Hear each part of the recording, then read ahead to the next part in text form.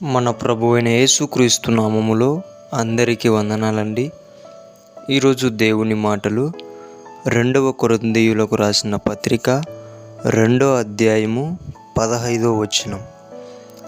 రక్షింపబడు వారి పట్లను నశించు వారి పట్లను మేము దేవునికి క్రీస్తు సువాసనయై ఉన్నాము. ప్రియ దేవుని బిడ్డలైన ప్రజలారా, ఒక్కసారి మనము బాగా ఆలోచించాలి. రక్షింపబడే వారి పట్ల, నశించిపోయే వారి పట్ల కూడా ఈ అపోస్తులు ఎలా ఉన్నారంట? సువాసనగా ఉన్నారంట. ఎవరి సువాసనగా?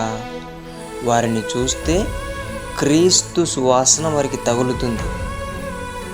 ప్రియ దేవుని బిడ్డలారా, నీవు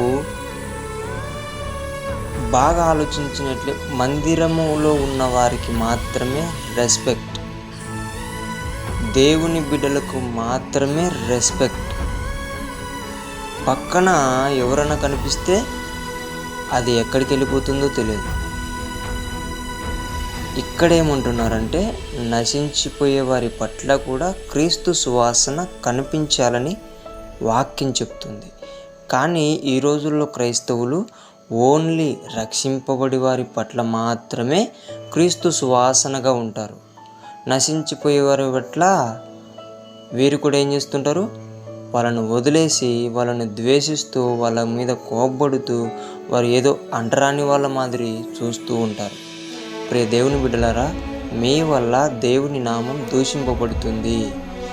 ఒక్కసారి జాగ్రత్తగా ఆలోచించి, ఈ వాక్యమును మీ ఎదుట దేవుడు పెడుతున్నాడు.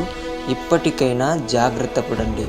నశించిపోయే వారి పట్ల కూడా నిన్ను చూస్తే వారు క్రీస్తు సువాసనను కనుగొనాలి.